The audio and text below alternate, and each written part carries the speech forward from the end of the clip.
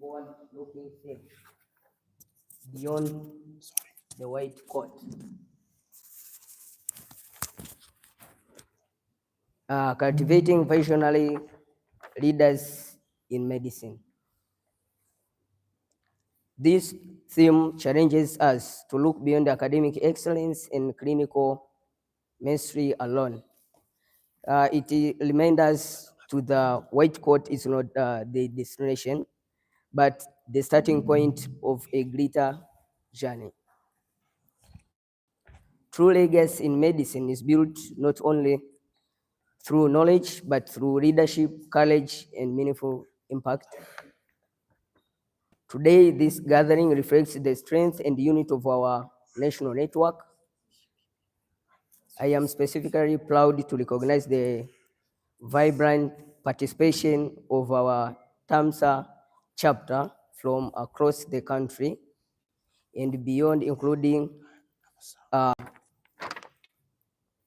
Muhimbili University of Health and Allied Sciences. Can you stand, please?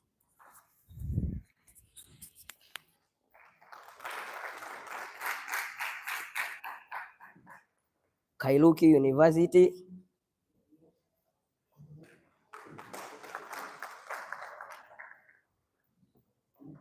Catholic University of Health and Allied Sciences. I think someone stacked. The only international university in Tanzania, Kampala International University.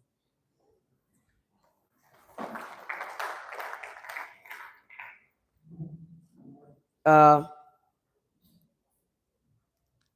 hosting chapter, the Harvard of Tanzania, UDOM.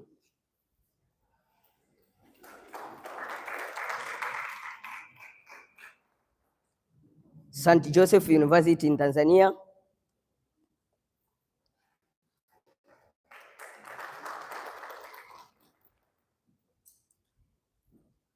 St. Francis University, College of Health Sciences.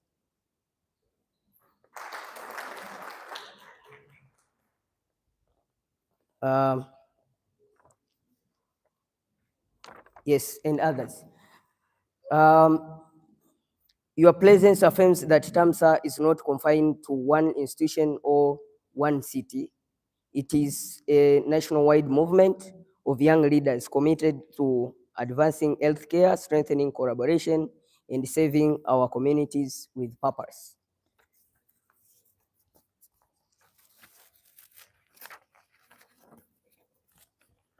Each chapter brings unique strength, innovation, and energy, and together we form one united vision for future of medicine in Tanzania. As an association, Tamsa does not only speak about leadership, we practice it. Through initiatives such as medical camps,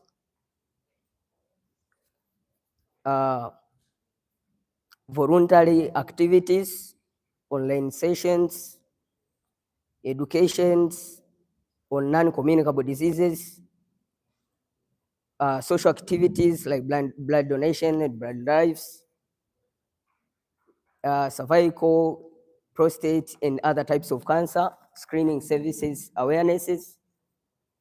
This initiative directly strengthens the preventive healthcare within the communities, supporting Tanzania national efforts towards the detection, health awareness, and improved access to essential services.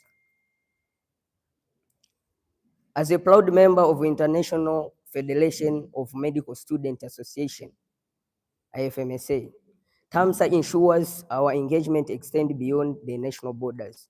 Through this global platform, Tanzania medical student participates in international exchanges, health advocacies, initiatives, collaborative research connecting local action with the global health transformation. Our country, under leadership of government of Tanzania and Ministry of Health, continue to prioritize strengthening primary health care services, expanding universal health coverages, and investing in healthcare workforce development. As medical students, we are not separate from these national efforts. We are the central of them. Visionary leadership means aligning our personal ambitions with national priorities. It means supporting government efforts in disease prevention, maternal health, digital health transformation, and equitable health care delivery. It means preparing ourselves to serve not only in hospital, but also in policy making spaces, research institutions, and community health initiatives.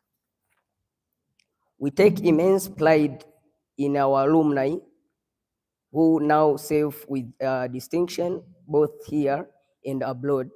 Some hold the leadership positions, like Dr. Julieta Tebesiga, national referral hospitals, and international health organizations. Others have contributed to global research initiatives and policy advisory platforms, which are connected to institutions such as WHO. Their achievements are not distant dreams. They are living proof that Tamsa is true pillar of leadership development. They remind us of the journey from the medical student to health leader is possible, tangible, and within a reach. Dear participants, this seminar is more than learning space, it is leadership laboratory. As you engage in discussion and workshop, I encourage you to practice one simple but powerful principle: lead through teamwork and services, as stated before by Dr. Julieta and the professor. In your clinical rotations, learn to communicate, as stated before, clearly with team, building like nurses, colleagues, and patients. Support your peers during demanding academic moments because it is what makes us different. Volunteer in community outreach programs. Leadership begins in small, consistent acts of responsibility and empathy.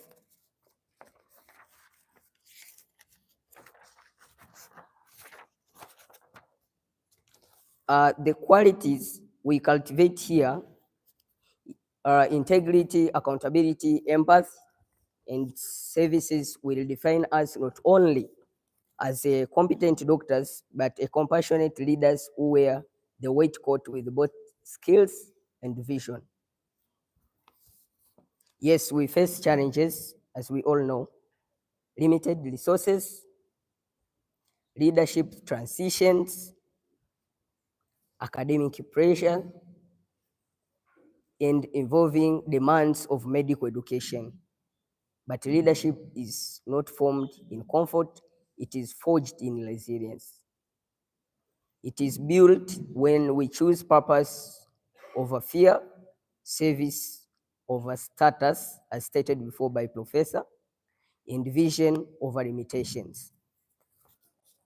Let us commit here and now, not becoming the visionary leaders of our profession, and our national needs ethical, innovative, courageous, and deeply committed to the health and dignity of every community we serve. As I conclude, I extend my sincere gratitude to our guest of honor, representative from Ministry of Health, the organizing committee, our dedicated facilitators, our valued sponsors, UTT AMIS, Troika Pharmaceutical Company, University of Dodoma, yes, and each one of you believing in Tamsa's mission. With the unit of purpose, clarity of vision, and unwavering resolve, I hereby declare that the Tamsa Leadership Seminar is officially on. Thank you. May God bless you. May God bless Tanzania, and may God bless Tamsa. Peace be upon you once again.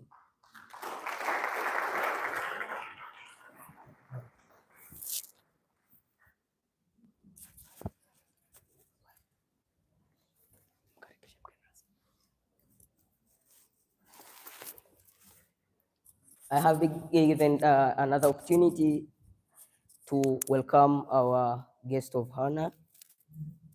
Please, is Dean of School of Medicine at University of Dodoma, UDOM. Please, you are most welcome.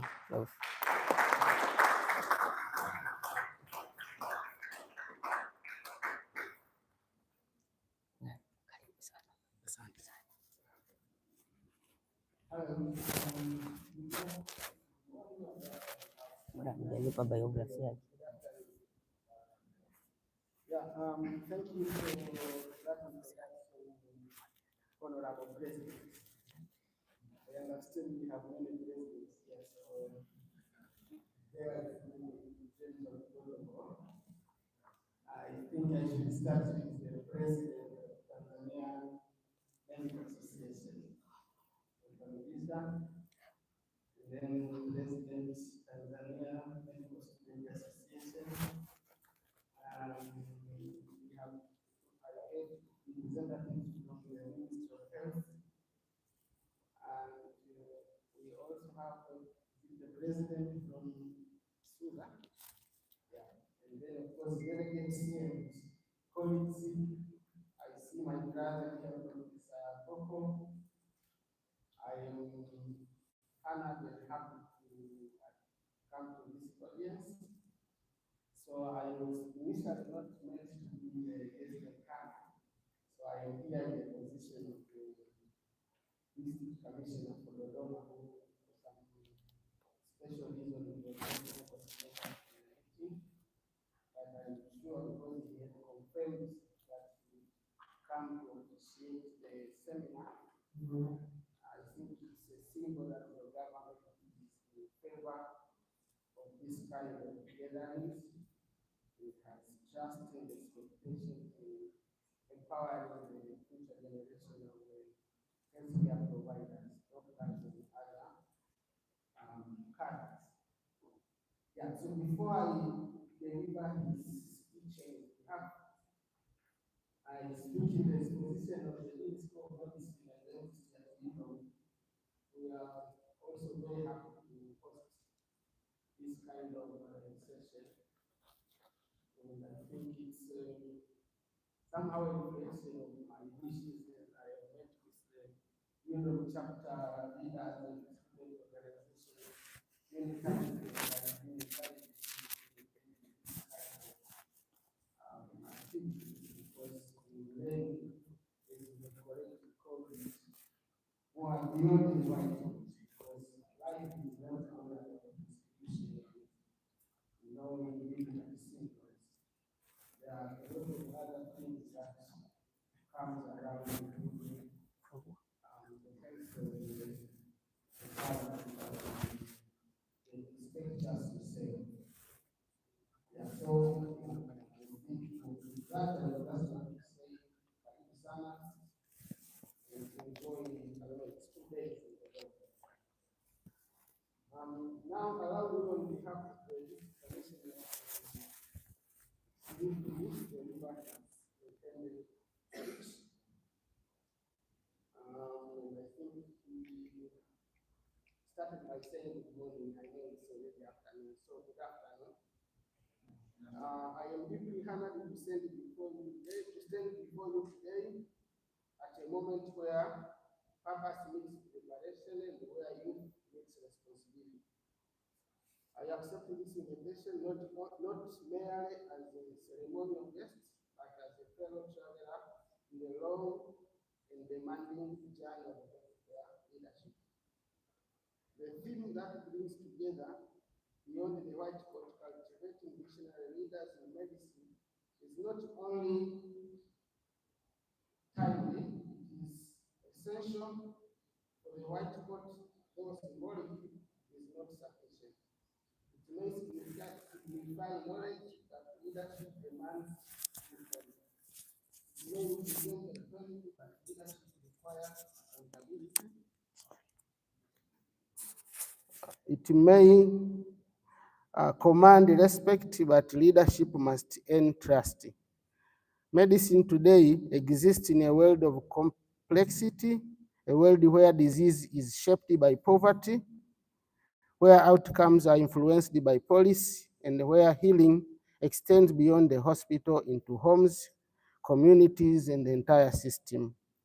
In such a world, the physician who treats only is incomplete. We need physicians who think beyond the diagnosis, who lead beyond the prescription, and who serve beyond expectations. True leadership in medicine is rarely found. It is seen in integrity when no one is watching. I think these were also reflected in Professor Koko's speech. When decisions are difficult, proven in compassion when systems fall short.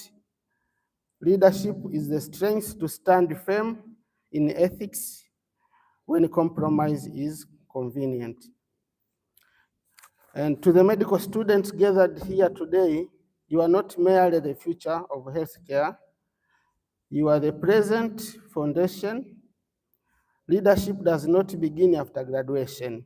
It begins now in how you treat patients during your training, how you collaborate with colleagues, how you respond to injustice and errors.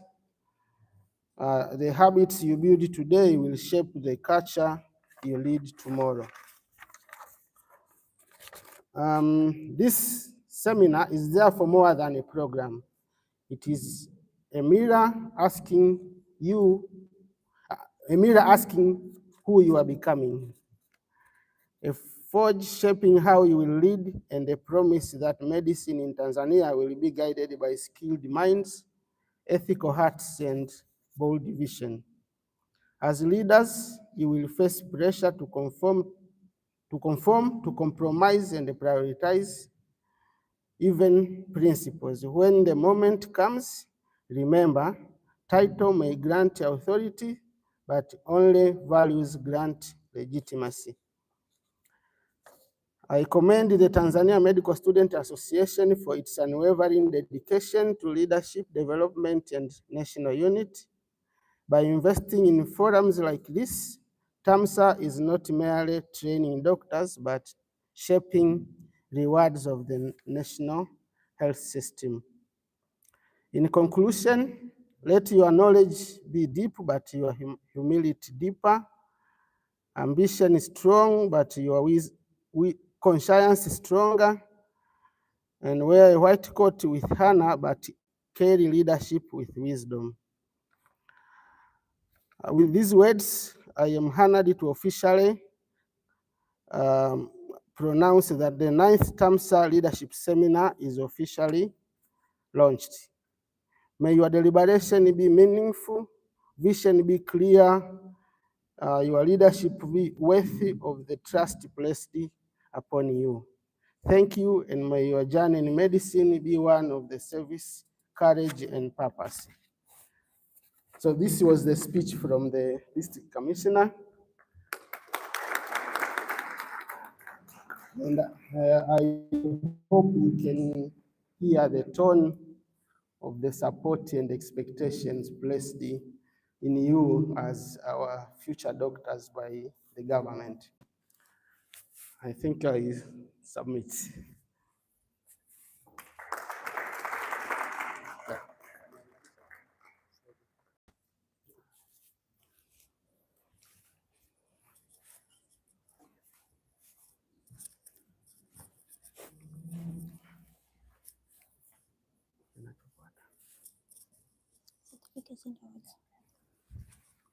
Tamsa?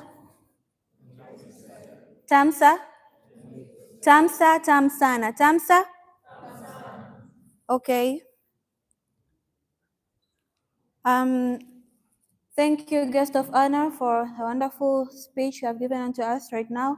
And the program coming up is certificates and awards, whereby it will be taken responsible by the high table too. So welcome for the program.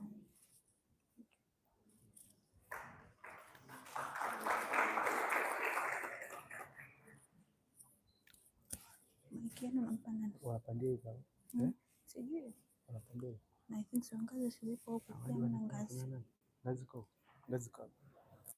Ngazi hizi hapa kule hamna. Hapana niso.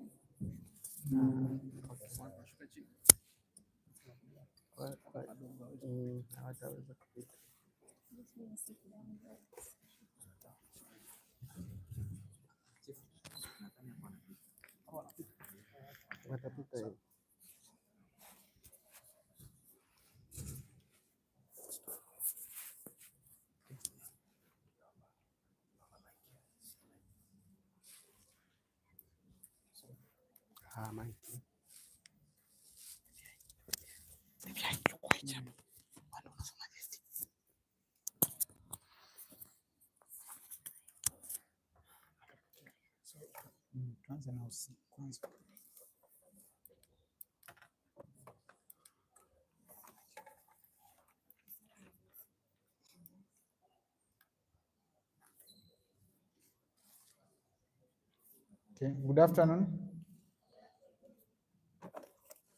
So in awarding the certificates, we are going to start with our organizing committee, and shall begin with the executive committee of the organizing committee. Mr. John Frahin, the chairperson of the executive committee of the organizing committee.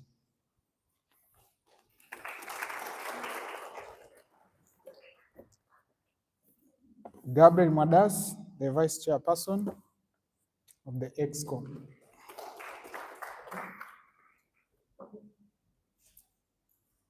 Lahma Msangi, the EXCOM secretary. Lucia Bilas, the EXCOM treasurer. So the following are the members of the subcommittees. Benedetta Emmanuel, accommodation subcommittee. Collins Haule, food and drinks. Davson Dixon, transport subcommittee. Faustin Sanga, the publicity committee. The publicity committee have made significant changes whereby from this event, our nation event will be streamed online. So we have started this one, the event being streamed online through YouTube. Flaisha Jeremiah,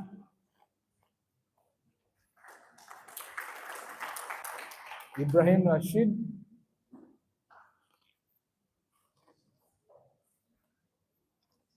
Rashid, post LOS. His work will be appreciated tomorrow.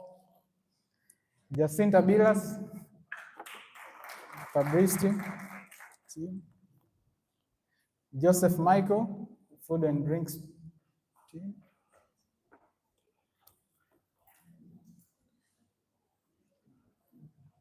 Kuizgizia Kahigi,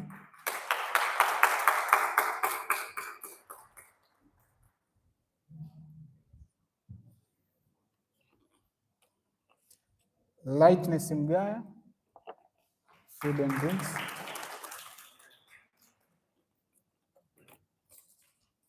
Mosh Pius, drinks. Optatus Gelaz, it is also Pusteles. Patrick Donat, Fabristi. So Edson, are you working? Kameramani, tutakupa wa mwisho.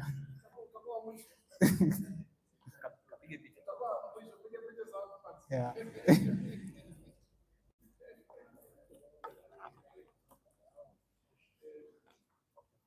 Status, Pius Kabuche, logistics team.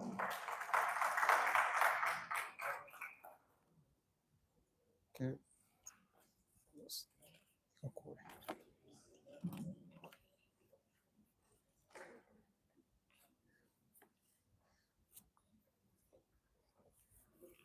So inabaki Atomic.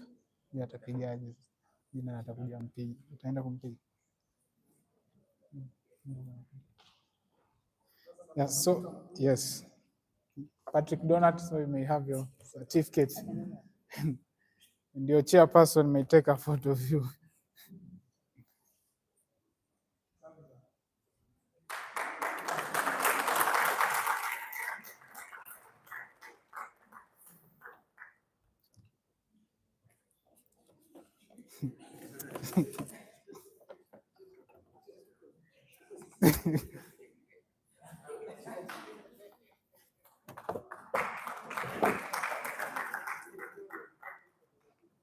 Okay, thank you. So we are also going to appreciate our honorable and beloved speakers who have spent their time, energy, resources delivering to us various educational resources that they have. Dr. Manyama Itumba. Dr. Manyama Itumba.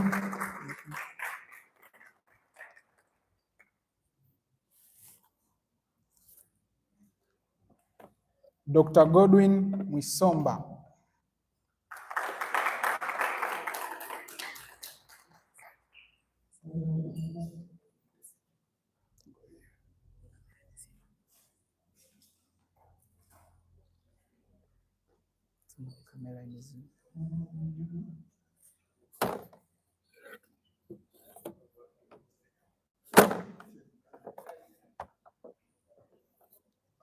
Dr. Juliet Tibesiga.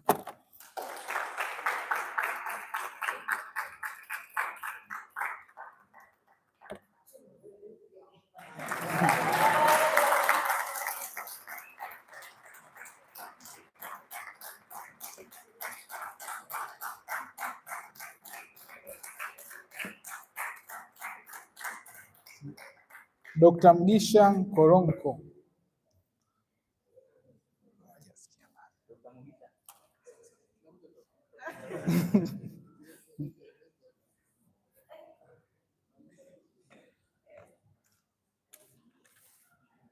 And the last one is Professor Lali Akoko.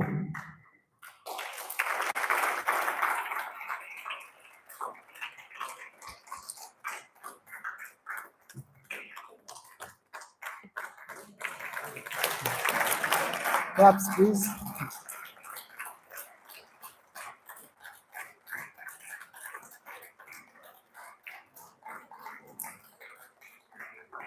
Mbona kama hazina coordination?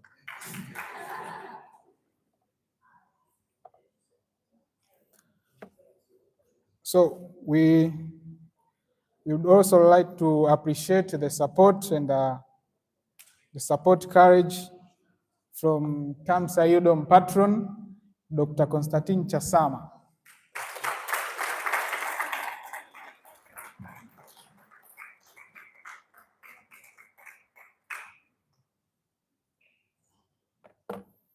Also, we also like to appreciate, yes, President. So in honor of the Dean of School of Medicine and Dentistry from the University of Dodoma, the kindly request Mr. President to handle this certificate to Dr. Shakiru. Claps, please.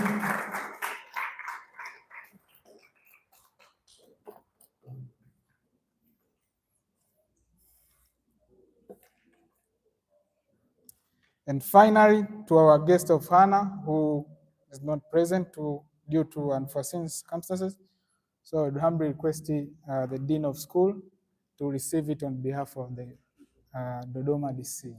Thank you.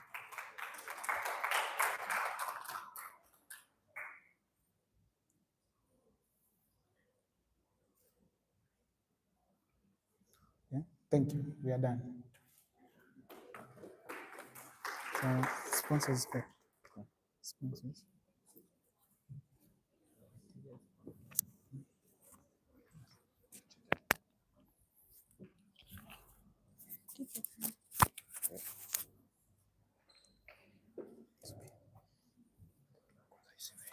Sponsors.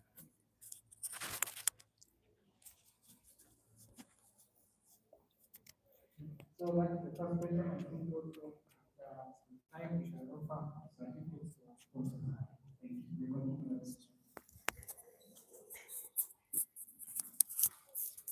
Okay. Congratulations to the executive committee and the organizing committee.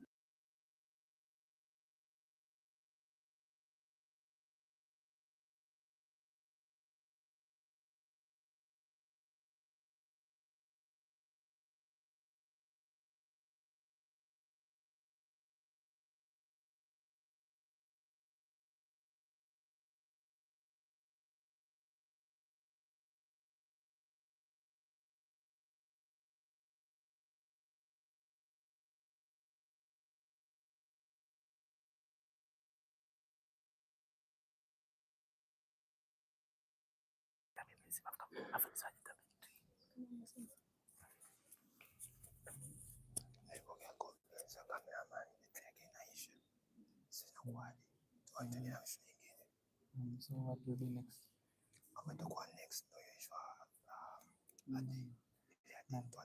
So kumkaribisha Dean and then hapo baadaye.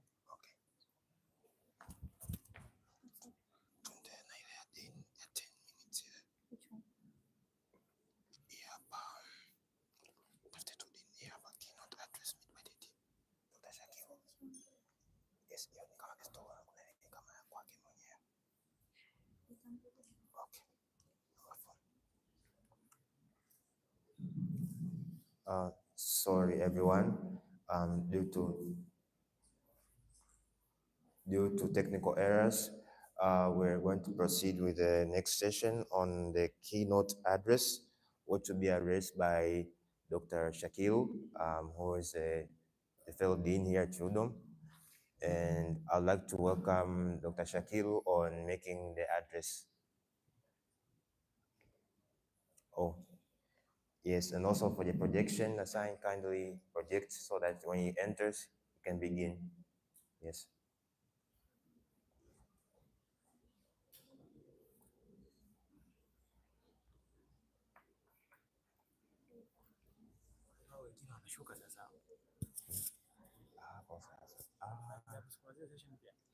Sasa tutakuwaje sasa? Kama anashuka na maana akishuka utapiga na session kabisa zote. Au utapiga shuti.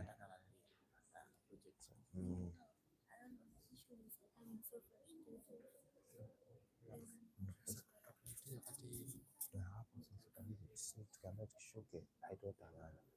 Tutakuwa sisi tutakuwa project hii hapa. Au project kule au register au hapo shaka hapo unasema kwa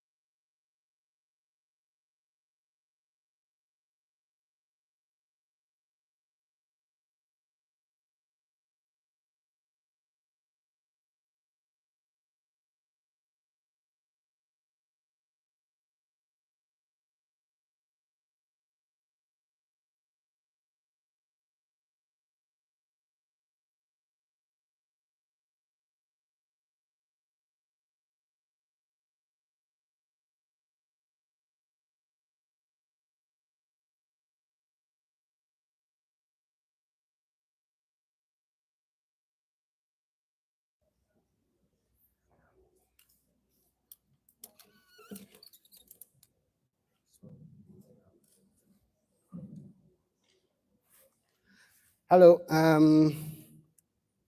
Good afternoon once again. I was asked to prepare a keynote speech, and from the schedule I saw, I was only assigned for 10 minutes, so I will try to be very brief. I know we are already out of time. So the, oh no, this is not in a presenter view from my side. Sorry, 1 second. Oh, doesn't seem to work from my side here.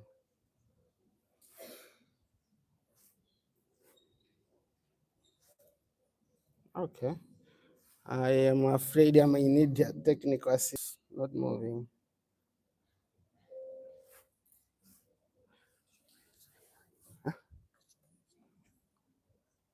Alafu.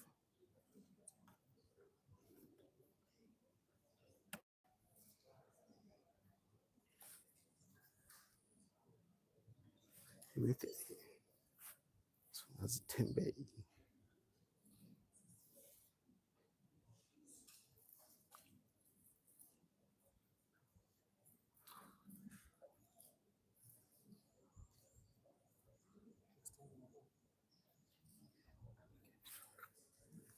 Pale iko sawa. Hebu jaribu kuweka kwenye presenter view. Hapo. Unatembea? Yeah. Okay. Sorry about that. Yeah, so I tried to prepare something. I know leadership is a big topic, and you already have heard from the previous speakers. So some of the ideas might be repeated to present them in a different way, but with this more or less the same meaning. So I is only superficially covered. So most of the things when you become a leader, you tend to learn along the way, which shouldn't be the case, and that is the reason we commend Tanzania Medical Student Association to come up with these kind of initiatives.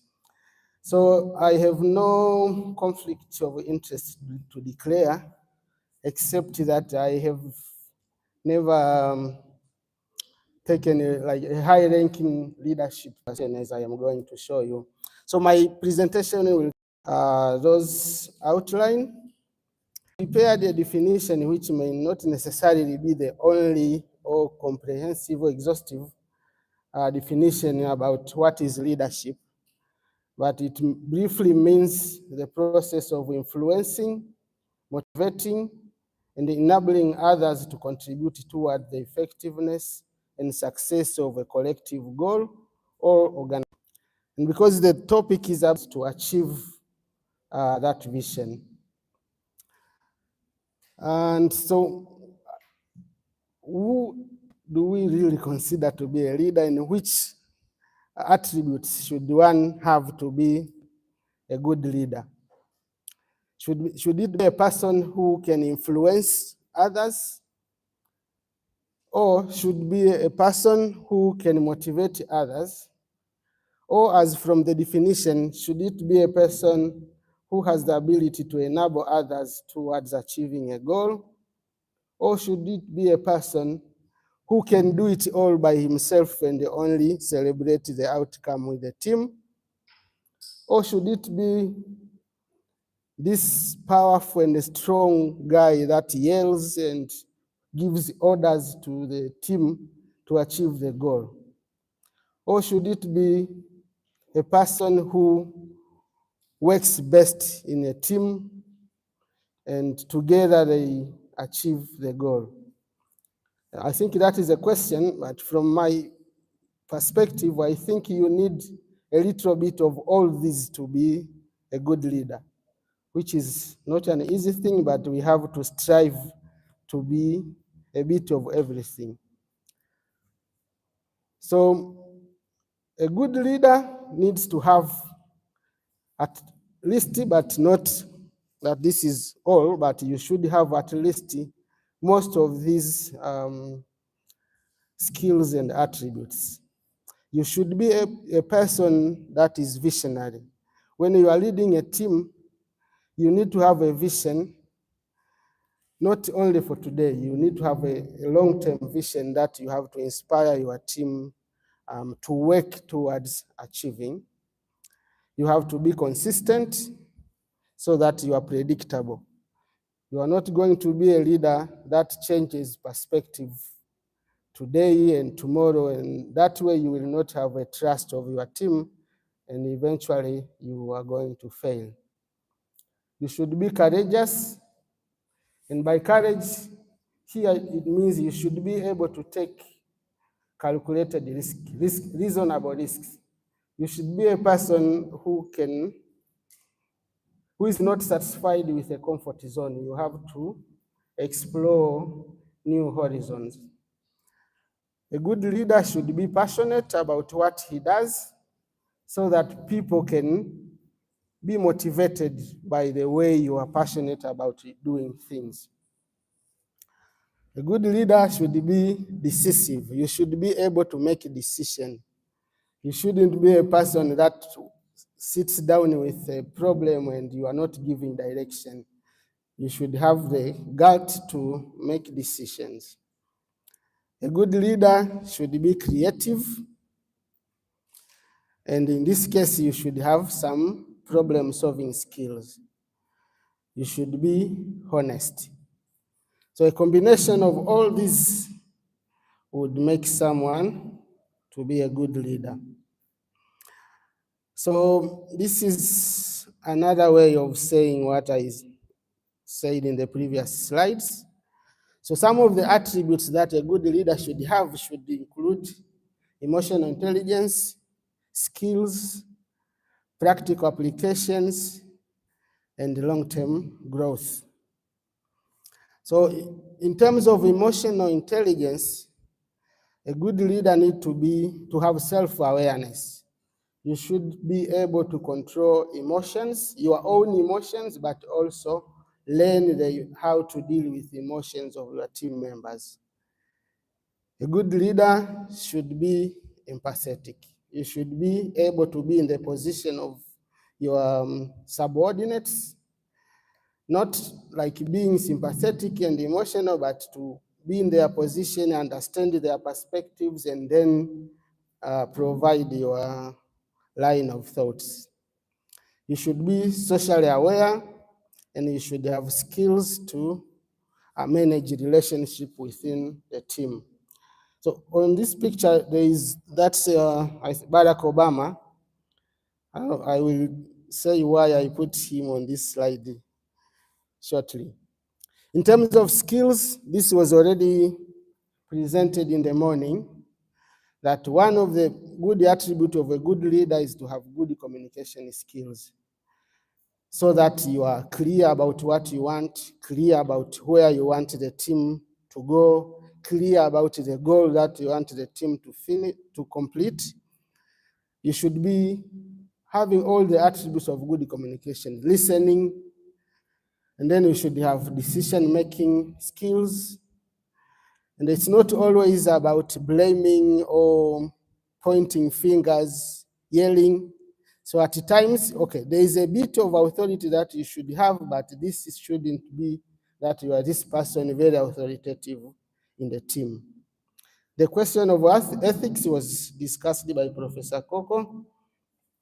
In terms of practical applications, and this is of course for personal well-being, but also the well-being of the team. Because sometimes being a leader means shouldering all the responsibilities of the team and the organization, because everyone is expecting on you. So if things don't work the way they are supposed to work, that can turn out to be your personal issue, and that is in most cases a reason for burnout. So you should have your ways of taking care of yourself, and of course you need to be resilient. So as a medical student, one might be asking, why do I need to learn leadership skills? As I said, when I was a medical student, I have not been one of the high-ranking leaders in any of the student organization. I think I was one of those guys who were not really motivated to be leaders, which is really costly later on. So this one I have to tell you.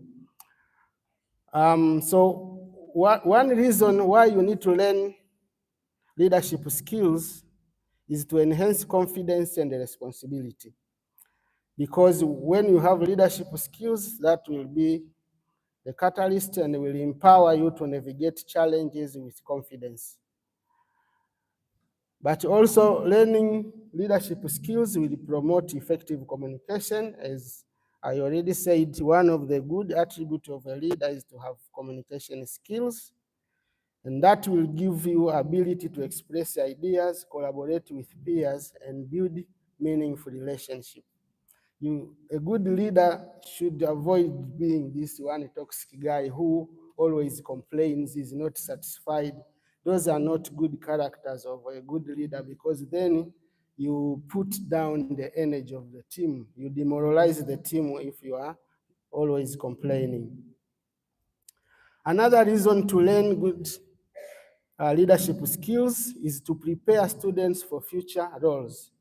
I once was also sitting in that position as a medical student, but today I am supposed to lead a medical school and have a vision to move it from where it is today to another level, so that when my tenure is over, I can mention categorically some of the items which I have contributed to move.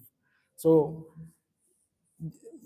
as timid as you may think you are, one day you will be a person that has to move an organization or a team, or at least a family, from one point to another. So this is another reason why you should have leadership skills. Another reason is, of course, to stimulate critical thinking, because when you are a leader, as I said, you should have problem-solving skills, you should be creative. So once you, as a student, you start learning the leadership skills, that will also stimulate you to make informed decisions, analyze complex situations, and come up with possible solutions. So where can I learn the leadership skills? I think the best place to learn would be in a formal class, where you would go into a class and this professor or lecturer would come, who is a guru in leadership, and start lecturing about being a good leader. But how adequate are our curriculums in this direction? We might need to discuss about that. So I tried to present a few possible ways of where opportunities for learning leadership skills can come. So one, and this is actually typical of why we are here, is a student organization. So this could be, I don't know, is it Muhaso or Udoso? It could be Tamsa or any other student organization. Clubs. I remember during our days when we were at Muhasi, we used to have a club that was called the Save Life Club. I'm not sure if it is still there, but we were like volunteering to go to communities to teach the community on a particular topic. It would be safe drinking water, use of toilets and stuff. We could go to a primary or secondary school to teach about reproductive health. That way, you are also learning some leadership skills. So when you are in medical school, because of the demanding schedules, I think the item about part-time jobs is not very common in our setting. But if you go in Europe, it is quite common to find university students taking up part-time jobs, for example, in restaurants or bars for some hours. And that way, I think this is also not only learning about leadership, but also learning entrepreneurship and other skills about customer care and markets and sales and stuff. Religious organizations and groups, Kasfeta, I think there used to be Ukwata. The Muslim group also had a Muslim student association. So these are real opportunities for you to engage in building your leadership skills. Short courses are not very widely available, but one can also serve as an opportunity to learn leadership. Volunteering. Professor Koko, when he was presenting, he mentioned the project, the HIV project and the HIV/AIDS scientific committee, standing committee at Tamsa. I think in a good way, I was somehow also involved in TAYOA. So TAYOA, I think, was a Tanzania Youth Alliance, which was like a project where, as university students, you would go to volunteer, for example, to do like a helpline session, like from 5 p.m. to 8 p.m. You receive calls about different health problems, and then you respond and give some counseling to the clients, and they would pay some token, which wasn't bad as an earning when you were a medical student, but there you also learn some leadership skills. Okay, sometimes one might think it's not their thing to be a leader. Well, if that was an option, it would be a comfort option to choose, but there is never a way that you will avoid at some point to be a leader. So whether we like being leaders or not, we will be leaders at some point. But if you think you don't want to be a leader, I just put some other things that you may consider to do when you are during your training at the university. Because I think when the dynamics, for example, of employment or opportunities for further learning, as they become difficult to find, people will not only concentrate on your GPA and high grades. So when there's a point when we have applicants, for example, who have the same qualification, people will try to expand the scope of scrutiny to see what does he bring other than the GPA in our organization. So they will look at your extracurricular activities and see what you are going to contribute. I see I am not sure if there is soccer here, but I wanted to show you a picture. This is the Muhimbili football ground, and this was my favorite activity at Muhasi. So we used to play football twice a day there. I don't know if I still look the same. I am there in the middle with some few guys. And then we also had some community activities, and this is a picture using TAMS as a platform. We got funding from International Federation for Medical Students to do HIV project in mining surrounding communities in Bulyanhulu and Tarime. So I want to end by that statement that there is no start line for leadership.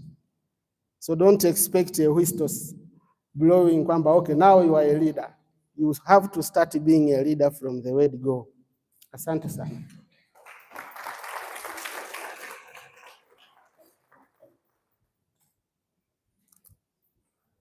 Nashukuru.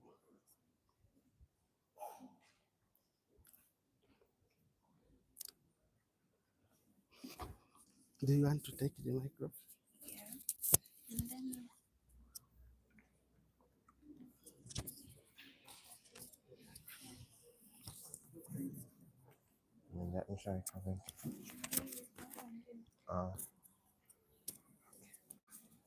Thank you so much, Dr. Shakil, on the important keynote address.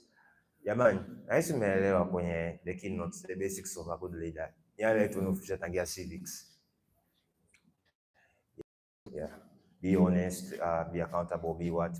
I hope mmeelewa everyone. Yes. Yes. Mbona mmepoa? Guys, mmepoa. We're all leaders. Let's be active. Let's be proactive, guys. Can I please hear I say this again? Mmeelewa the qualities of a good leader, right? Mmeelewa vizuri? Okay. So first of all, can we please give a very huge clap for our Dr. Yeah. It's very short and very well delivered. I hope kila mtu amejifunza vingi hapa na itafanyiwa kazi na hopefully everything will go well. Yeah. So the next is session 3, I guess. Yeah, session 3, on which we're going to talk about, session 4. We're going to talk about the current issue always that is very important for leaders is mental health and resilience in medical leadership. Afya ya akili, very important. So our public speaker or a very special speaker will be Dr. Godwin Musomba, who is a medical doctor and has a master's degree in psychiatry and is a consultant at child and adolescent psychiatrist and director of clinical support services at Mirembe National Mental Health Hospital. He has over a decade of experience in mental psychiatry, mental health leadership, and policy development with training and clinical exposure in Tanzania, the UK, and Europe. He holds advanced qualifications in psychiatry and child and adolescent mental health, including global health training. Furthermore, he is the founder of Sensitives, an innovative initiative using AI-driven, culturally grounded approaches to support neurodivergent children and youth. He is a passionate advocate for early intervention and inclusive community-based mental health system. He is none other than Dr. Godwin Musomba. Please give me a round of applause. Welcome very much.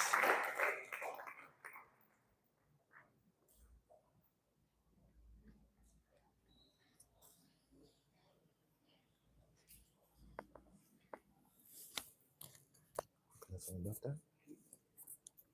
Karibu sana.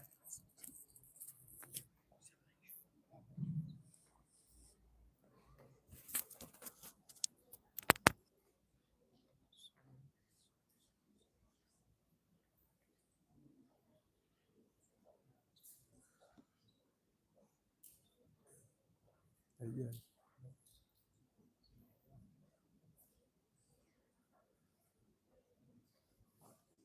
Yeah, drag, huh?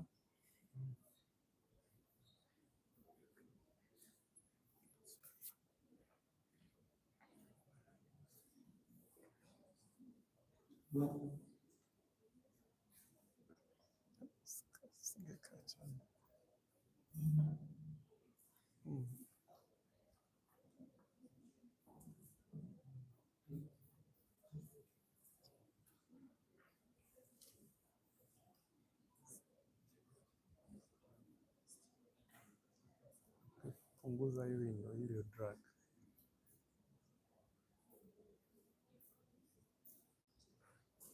Nitumia laptop yangu.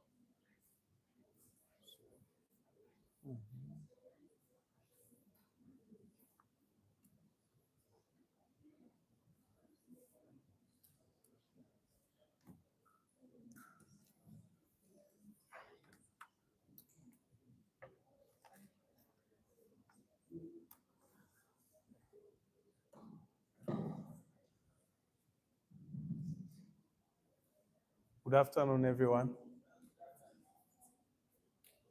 Yeah, so as the tech guy is doing his thing, so my names are Godwin Musomba, and I'm a child and adolescent psychiatrist from Mirembe Hospital. How many of us have been to Mirembe Hospital here? Not so many. Yeah, so I wish the Kondoa trip could have been Mirembe trip. Yeah, because apparently the DC is in Mirembe right now. There's an event. They are showing love to mental health clients. So they had a walk from town to Mirembe, and it was a very nice walkathon. So, you know, when I was invited to this event, a thought just came to my mind that most of us will be using maybe buses, and then some of us will be using the train. But as you come towards Dodoma, you find lots of baobab trees, right? Did you see them? No, you didn't. So when you go back, take a look and then you'll see them. So what are the features of the baobab? When you Google it, you'll find out that the baobab stores a lot of water in it, around 120,000 liters plus water. And then when you look into the Dodoma's weather, it's very dry, and the rainfalls are scanty. Like right now, it's the rain season, but there's no rain. So what it does is it stores a lot of water in it. So one of the features of the baobab is acts as a water tank. And so I thought maybe we as physicians, as doctors, are water tanks. And the water tank analogy goes to self-care. Because what happens is the baobab, apart from it being a water tank, it also has the very big roots down, but also it has a very big shade. So most of us in local communities, we usually go, beneath it, and then some of us do prayers, some of us rest. So it's similar to doctors. We are very few. If you get to the statistics, I think the statistics are still around, 1 to 20,000, quite below the WHO standard. The WHO standard is around 5,000 to one doctor, I think, if I'm not mistaken, but that's around it. So we are like a baobab. So the narrative of a baobab physician talks about self-care, but also talks about leadership. Because the baobab happens to have a very thick skin. And as a leader, you have heard previous speakers here, they talked about resilience, they talked about hearing things that you do not like, but you have to, face them. And the baobab has a very thick skin, and people come and take bags for medicine, but it grows back. So that's why I came up with the baobab physician narrative. But if you look into mental health definition and all its accolades, you'd find that it's a competence that needs to be included in leadership. So whether you like it or not, mental health is a competence. In Swahili, you can say ni uwezo ambao inabidi tu mtu uwe nao. So I'm going to talk about few things on mental health, and I hope everyone and each of us here is going to live with something. So we are in a digital age. I wanted all of us to scan the QR code and then respond to the question, but apparently the projector is not very well placed.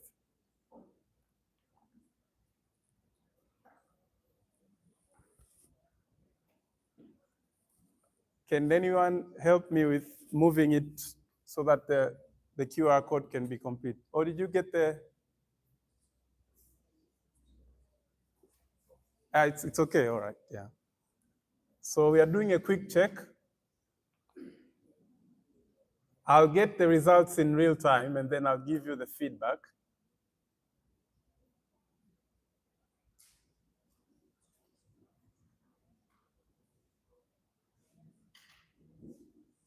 Does it resonate with today's topic? Okay. Did everyone get the question? Okay.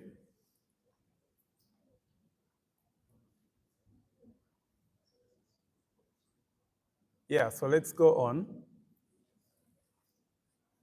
So sisi ni waganga, si ndio? Kwa Kiswahili fasaha, we are waganga. So there is a paradox. So huyu mganga ni mwenye nguvu au ni mwenye kiu? Kwa sababu tuna waganga ambao wanafanya kazi lakini they are overwhelmed. Lakini ni mganga ambaye anatakiwa awe a baobab, awe ana take care of people, ana give water. Water means life. They give life to people. But apparently tuna waganga ambao wana kiu. So there's no enough water in their water tanks. Hawana tools. Na having enough water ni kama having resilience. Resilience kama ustahimilivu. So mganga paradox inatuambia kwamba ule mti ambao ni baobab ukiwa na upepo, and Dodoma is very windy, wadudu waliokuwepo mle and some of all other living creatures zilizokuwepo pale zinakosa makazi. Kwa hiyo sisi kama hatuna enough water in our tanks, we can't really give what it takes to help the community. Sasa tunataka turudishe our water tanks to a full capacity kama kwenye baobab. Na returning it back ni kutengeneza resilience, ambayo resilience sasa kuna wengine tumeipoteza along the way wakati wa practice, wengine tumezaliwa kwamba iko kidogo. Kwa kuna a lot of factors hapo ambao zina affect resilience, lakini despite all that tunataka tuilete sasa irudi and then isaidie kila mganga ambaye anasaidia jamii aweze ku provide healthcare services to a full capacity. Na hiyo ndio medical leadership, na hiyo ndio resilience ambayo we look into each one of you to have. Sasa expectations zinasemaje? Expectations zinasema kwamba sisi inabidi uwepo on call all the time, uwepo ujibu kila kitu in time, you're supposed to be strong and never weak. Hiyo ndio accolade ya a very good practitioner. Lakini is that a human way of looking into it? A human way of looking into it ni huyu pediatrician, a very famous one, anaitwa Rachel Remen. She is a pediatrician lakini ni kama philosopher pia. Anasema kwamba tukiwa kwenye practice, yale matarajio kwamba tunatakiwa sisi tubebe sufferings za watu, mtu amekuja anaumwa, mama anakuja na mtoto wake wote, mtoto anaumwa sana, mama yuko stressed, zile suffering zote tunazoziona. Lakini na loss, ukikaa utakuta fariki, sio amenini, yani nasema yale matarajio kwamba sisi tubebe hivyo vitu vyote, alafu sisi tusiumie in anyhow. Ni kama kutembea kwenye maji alafu usiloe. Kwa hiyo kuna ukweli ambao sasa hatuuzungumzi, alafu unatuletea labda athari moja au nyingine, lakini au unatucost. Na hiyo cost sasa kwenye counting the cost, mara nyingi tunaonaga tu katika personal level. Lakini ukicount the cost, zile economic cost na ripple effects zake kwenye economy as a whole ni massive. Sasa tunachotaka to restore the water tanks of future medical leaders. Sisi tuko kwenye safari. Hapa mnavyoona, mmeona kuna professors, mmeona kuna deans, mmeona kuna presidents of medical associations, lakini mmeona kuna president of students association. Hizo ni levels ambazo each one of us, kama tulivyoambiwa na Dr. Shakil kwamba it's not optional anymore. Ukishakuwa wewe ni daktari, ni kiongozi, yani there is no, utafika tu, yani kuna watu wamepangiwa kituo hapa sasa hivi, akienda kule anaachiwa ward. Sasa where do you get the guts of leading? Utakuta pale kuna mama ana 30 years kakaa, lakini wewe ndio kiongozi, una in your 20s. What are you going to do? Umeona eh? Sasa kuna performance safari ambayo we expect each one of us to go through, lakini hiyo safari iwe na balance. Imagine wewe una Land Rover huko in the Serengeti, alafu you pedal around 120 miles an hour.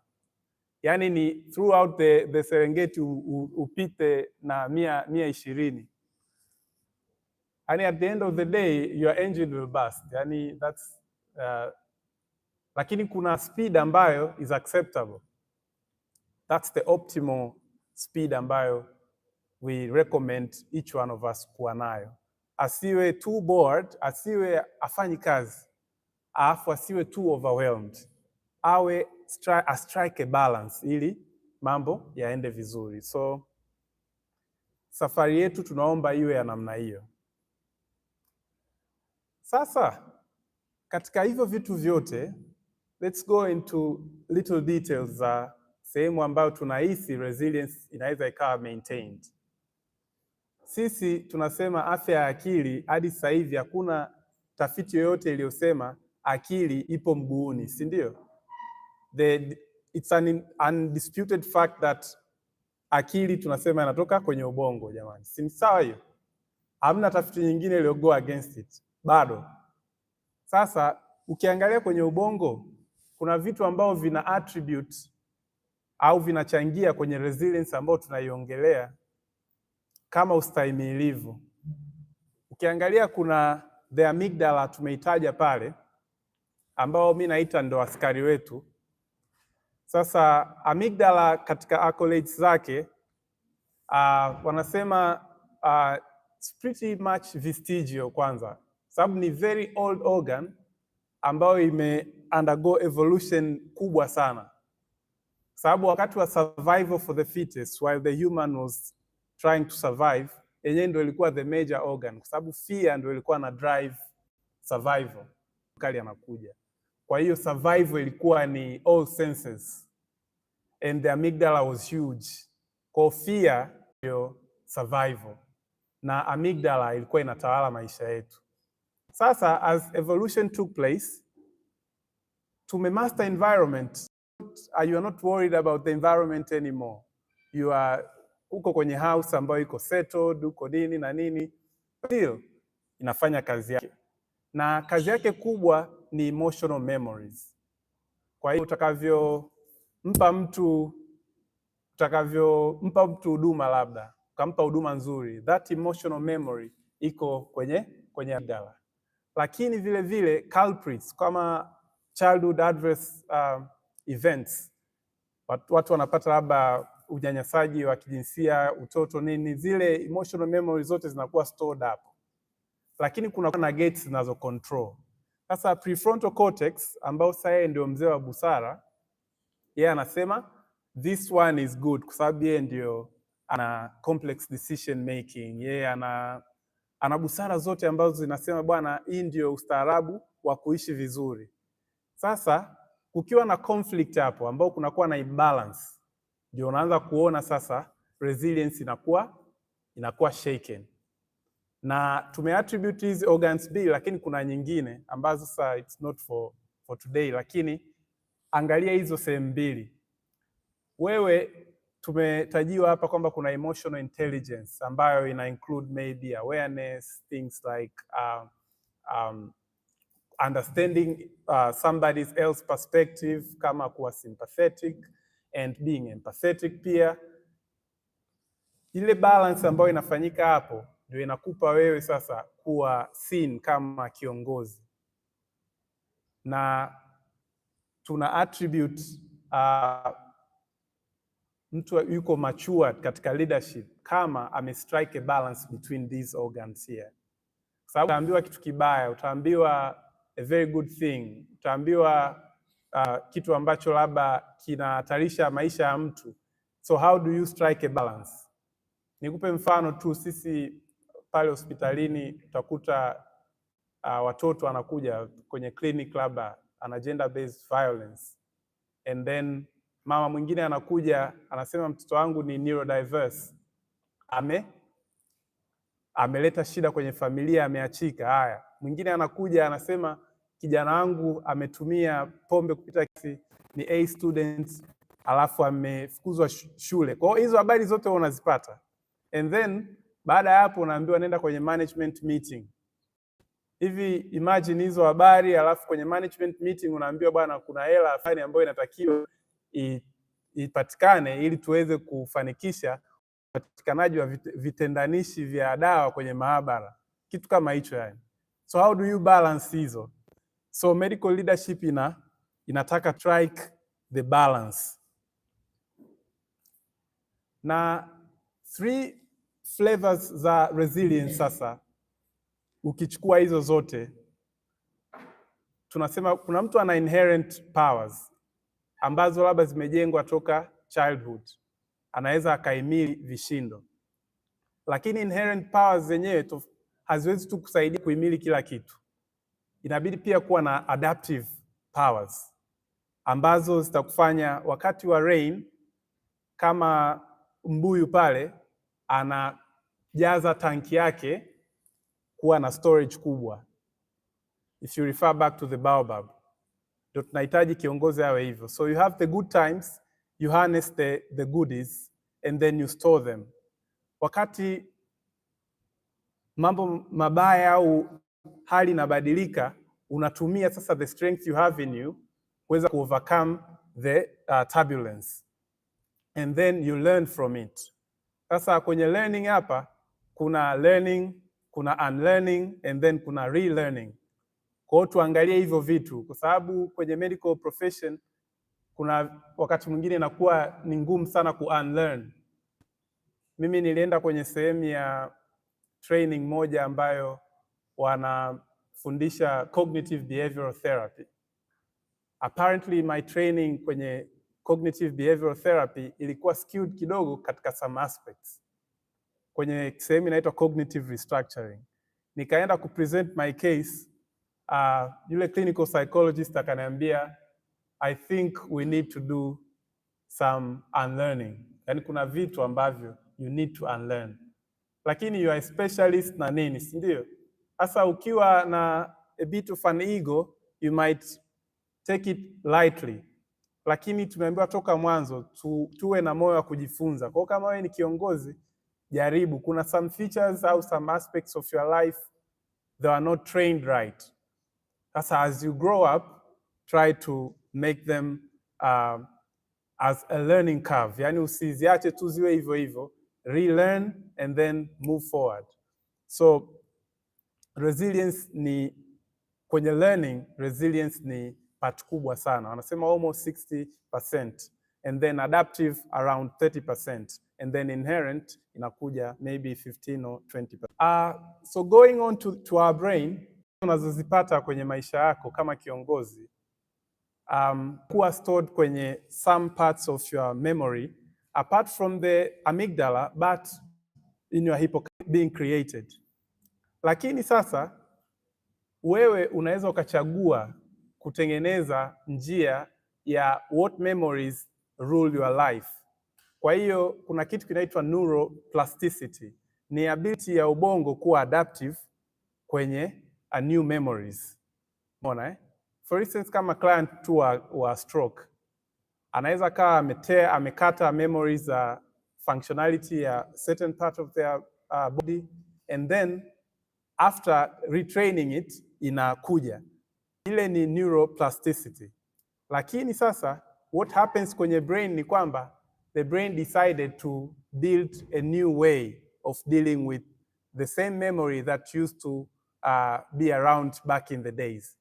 Lakini how do you do it? You train yourself. Kwa hiyo the Panga principles is saying kwamba huku kwenye Gogoland wanaita hengo, kuna pori, ile pori ina a lot of memories. Sasa you go through nice memories ambazo they will empower you. unakata njia yako. So cutting new path ni sehemu ya leadership na ina build sana resilience. Power of connection tumeambiwa katika the first presentation ya Dr. Julieta, amesema kuhusu networking, kuhusu connecting katika different platforms. Asa connection yenyewe is biology, yani it's not as superficial as someone could talk about. Kwa sababu once you connect, you release neurotransmitters such as oxytocin, si ndio eh? Ambao yenyewe ni natural anti-stress hormone. Sasa watu sasa hivi wamebase kwenye this science ya biology of connection, actually neurobiology of connection, kwenye kubuild applications, si ndio? Kwa mfano kama Instagram au Facebook, they are built on this principle. Anatumia neurobiology kuweza kufanya neuromarketing, and then you get a whole bunch of us subscribing to their services. Sasa leadership pia inataka wewe uweze kutumia the same principle kuconnect na watu, lakini vile vile kuweza kujiinspire wewe mwenyewe, kwa sababu once you connect na watu in a good way, mara nyingi ina give a neurofeedback ya kukupa wewe feel happy hormone, lakini kukupa wewe anti-stress hormones. Kwa hiyo apart from the physical understanding of just a connection, but a connection has a neurofeedback ya kukupa wewe happiness and whatnot. The second part of my presentation talks about psychological safety. Kwa sababu sisi hapa kama Watanzania tumekuwa katika understanding kwamba it takes a village to raise a child, si ndio? That's how we grew up. Maybe not most of us right now, lakini that's how we grew up. Sasa the same principle tulikuwa tunataka ije kwa vijana wote. Okay. Na muda kidogo, lakini tulikuwa nataka tutumie the same principle. Yeah, it takes a village to raise a child. Uweze kujengea kijiji chako kuanzia akilini kwako, and then it transmit to others. So psychological safety is all about that. Tutengeneze mazingira ambayo hayatokuwa ni magumu kuexpress your vulnerability. Sababu sasa hivi mtu akija hawezi kusema I'm overwhelmed. Atakaa tu kimya, labda anaweza akaexpress very few behaviors labda online, anaweza akamtukana na mtu au akafanyaje, lakini never taking care of themselves. Sasa taking care of yourself includes being vulnerable and telling it to your maybe a partner, au unaweza kumwambia mtu ambaye unamwamini, kushare some emotions ambazo you think kwamba maybe nimepata shida katika eneo hili. Kwa hiyo tujaribu kuseek connection, alafu zitupe neurofeedback, lakini vile vile zitengenezee psychological safety ya sisi kuwa vulnerable. Kwa sababu if you don't do that, utakuwa na mazingira ambayo yanakufanya wewe usiweze kuwa expressive, mazingira ya uoga. Utakuta kwenye clinical rotations kijana anashindwa kuexpress themselves, lakini anaogopa hata instructor yule kumapproach, na errors nyingi zinafanyika, hawezi kuexpress. Sasa we don't want to do that. We want to build young leaders ambao they are confident, they can express themselves, lakini transmit that confidence kwa wengine. Kwa hiyo na lead watu ambao they are never feeling threatened, but they feel empowered. Heshima na silence ni kitu ambacho tumekifanya sana. Kama sisi kwenye training zetu wakati ule, mara nyingi ulikuwa unapiga kimya tu kwa sababu unaogopa kujiexpress. Sasa tumeona kwamba hiyo ina ripple effect kwenye practice, kiasi cha kwamba hata kwenye participation ya international organization na nini, unakuta we are never productive.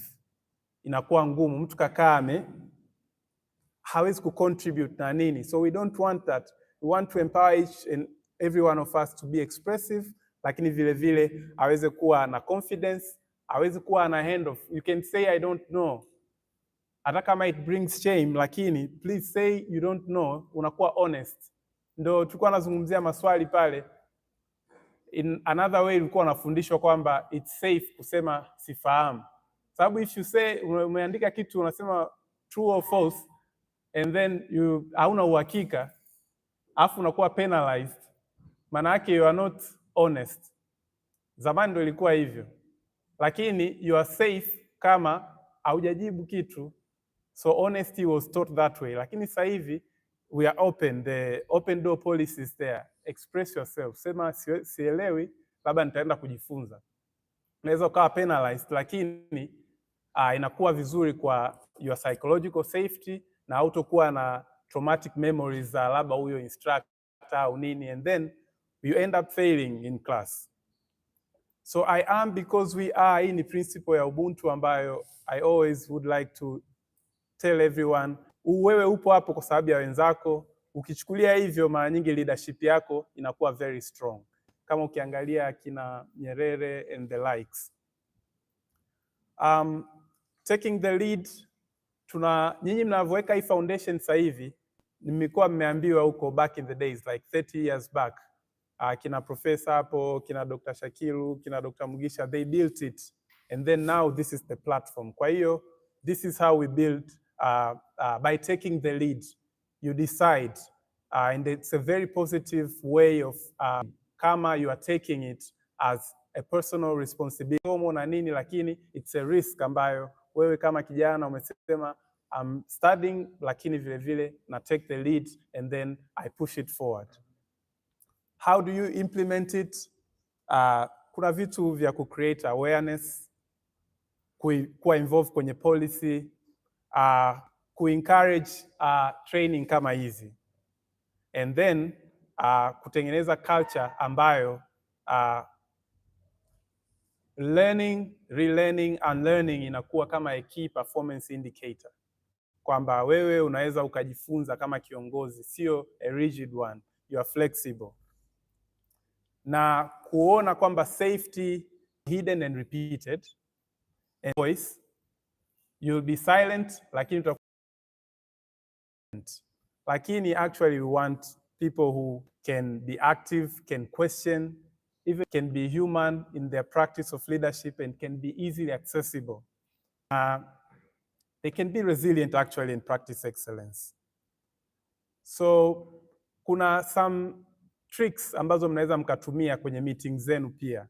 Kuna RYG, red, yellow and green. Okay. Nimeambiwa time is up, lakini ya kumalizia, red, yellow and green, hizi checks hizi mkiingia kwenye kikao naweza mkajiuliza kama viongozi, jamani, how are you? Najisikiaje? Sababu kama leo hapa ameona the silence, ila tutakiwa tuwaulize, jamani, mnajisikiaje? How do you feel? Wewe kama mwanadamu, kama kijana, umesafiri, umechoka, labda umenini. Ni swali ambalo ni very healing question. So mkiingia kwenye meeting zenu, jaribu if you feel green, that's good. Yellow, it's a bit grim. And then red, it's kweli jamani, leo siwezi kufanya kitu. Inasaidia express. 5 minutes debrief ni vizuri na vitu kama hivyo. Lakini a takeaway, nilikuwa na another QR code ya takeaway. Nilikuwa naomba pia nao tungeifanya, ili nitawapa feedback ya hii micro research nayofanya kwa Tamsa leadership in terms ya mental health, kwa mkijibu haya maswali. So nashukuru sana, na naomba muwe mbuyu, muwe baobab, na mkasome accolades za baobab and how it stores water tanks. And self-care is very important kwenye leadership na resilience. Thank you very much.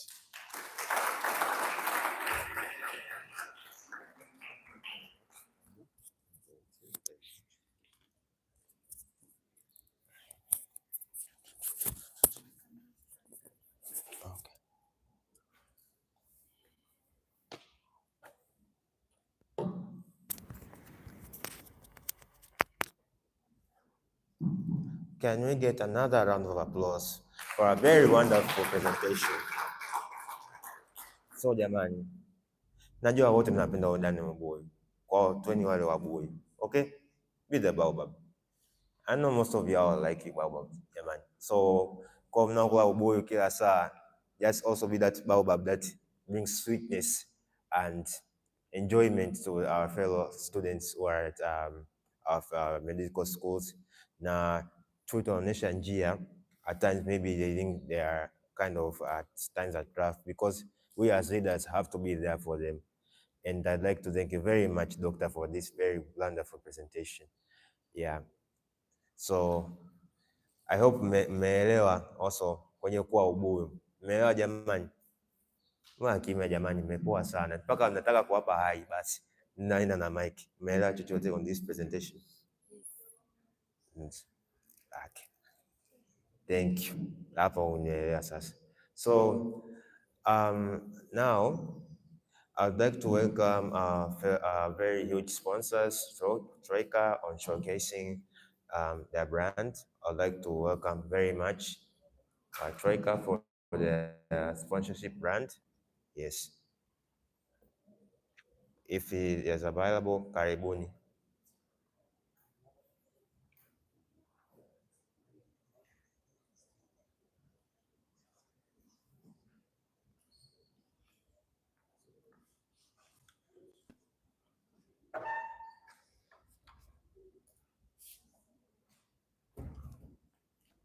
Mbona kama haonekani, naweza kuongeza.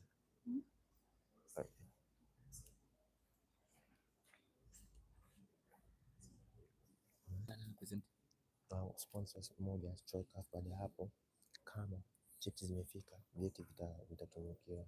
Kama haijafika, tutafanya sharp na kuweka picha. Yaani ndio kesi hiyo. Umesikia, tunataka Dr. Mugisha present, maana kimsingi atakuwa present saa 6 lakini tumemweka saa 8 kasoro. Kwa hiyo kama huyo mmoja wa Troika dakika 10. Sawa, hamna shida. Alafu anapanda Dr. Mugisha. Ngoja nipe response kama hajafika in 5 minutes. Kama Dr. Mugisha present. Sema kama hajafika mimi nitatangaza. In fact kama hajafika ni hii dakika hii hajafika sababu dakika 5. Moja ingie. Dr. Mugisha. Maana kwa gani kama hajajiandaa. Wako wapi? Samche. Mshaitwa. Unaweza kusema pataenda kujiandaa kwa presentation ya Dr. Mugisha. Okay. So naona bado hajajiandaa vizuri. But I would like to go on with the next session. This is the 5th session. Who will showcase his presentation, Dr. Mugisha, on the topic that's outlined in the timetable. And to save time, I'd like to welcome very much Dr. Mugisha for the presentation. Yes. So please kind of give round of applause for the presentation. Yes, thank you.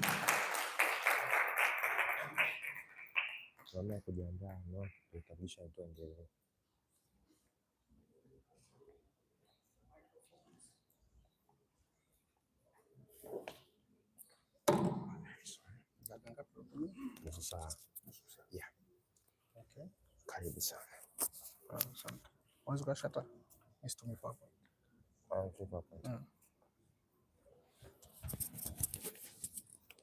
Hana papo.